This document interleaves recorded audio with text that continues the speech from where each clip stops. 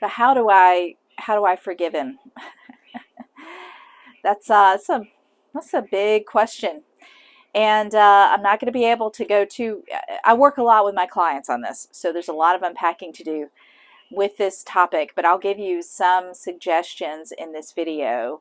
For more in depth, I'll tell you how to make an appointment with me and you can become a client. We can really walk that journey together. But for this video, let's just talk about the basics of forgiveness.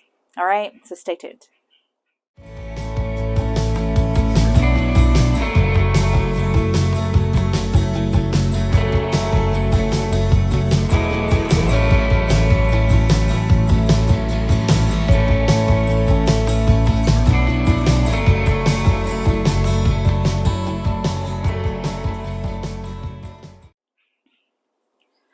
Forgiveness is first and foremost not about the other person at all.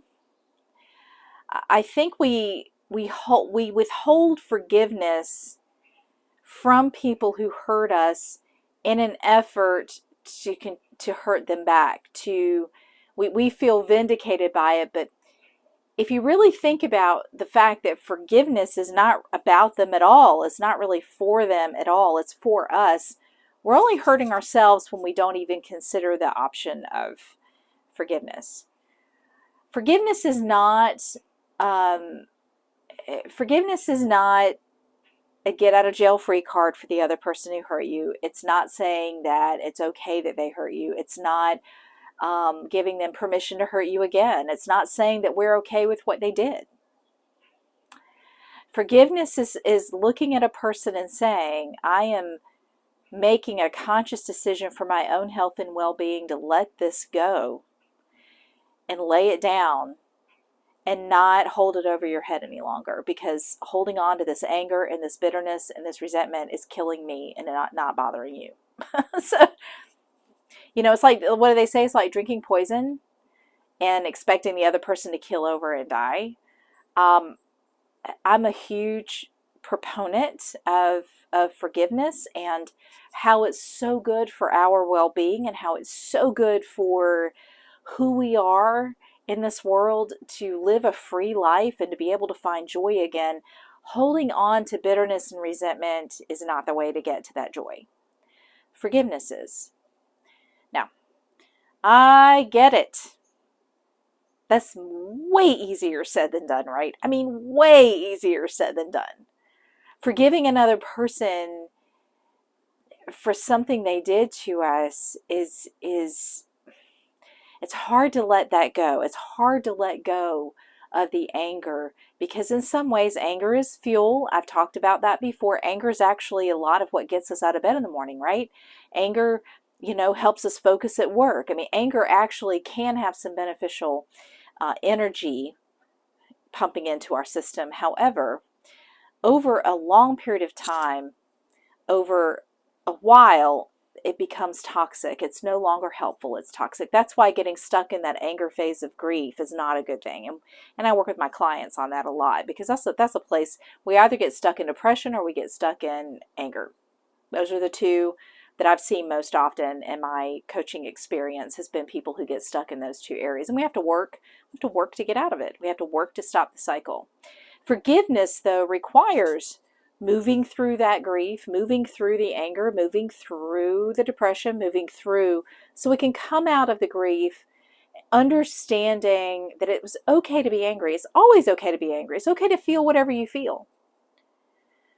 But that residual resentment, that residual, the bitterness, when we're snapping at him all the time and we're reminding him of what a horrible human he is all the time and all this kind of stuff, that is toxic.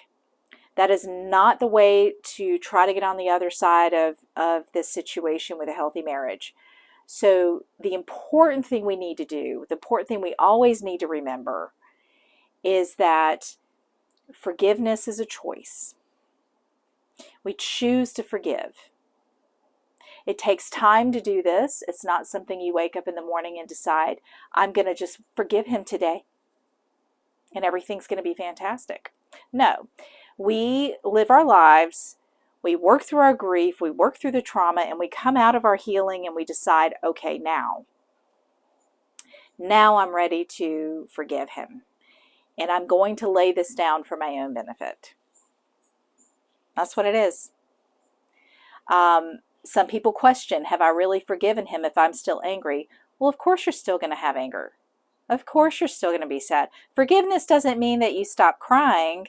It doesn't mean you stop feeling the hurt and the rejection. It doesn't mean you're not triggered. It's not a cure-all. It's a conscious decision to move forward without carrying the burden of the anger and resentment from the affair. It's a conscious decision. You don't even have to tell him you forgive him. I did tell my husband eventually. Actually, I wrote a letter. That's a great therapeutic thing if you'd like to try it. Write him a letter. Spell out everything he did to hurt you, and then say in there definitively, I forgive you and you owe me nothing. Seal the letter, put it somewhere safe where he can't find it, and make sure that you know where you hid it. And when you're ready, and you think you're ready, just burn it. Just burn the letter, envelope and all. You don't even have to tell him what you're doing, because the forgiveness is not about him, it's about you. I work on this quite a bit with my clients, and it's something that I can't just teach everybody how to do in YouTube videos. This is something that's very individual. Everybody's different. Again, if you came from a household that never forgives or forgets, that's something that could be very difficult for you to do. Forgiveness just might be elusive for you. You may find that if you come from a family of Christians, let's say, and forgiveness is a big deal, you might find it easier to forgive. So everybody's unique. That's why I save a lot of that deep, in-depth stuff for my clients, because everybody's different. You are too. So these are the basics. That's what the basic level of forgiveness is. It's something you choose to do, and it is not about the other person. It is not a I'm okay with what you did to me scenario. It's so you can move forward in a healthy way. And we all want that, right?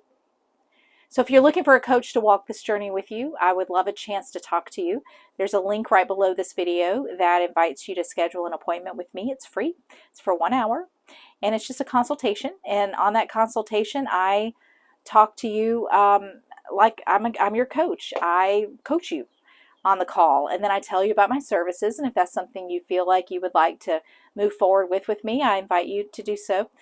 So no pressure, just a great conversation, and I would love a chance to meet you. So be sure to do that. And I have a Facebook group I'd love for you to join. It's for women only, so if you happen to be a male, I know some men do watch these videos. If you happen to be a male, I apologize. This group's only for women. But I do invite you ladies out there watching to join the group. It's a great tribe of women, and I welcome you to join that group as well. So just work on that. Work on forgiveness. Think about it. If you're a person of faith, read scripture. If you need to talk to someone, if you have a counselor, that's a great thing to talk to your counselor about, or make that appointment with me.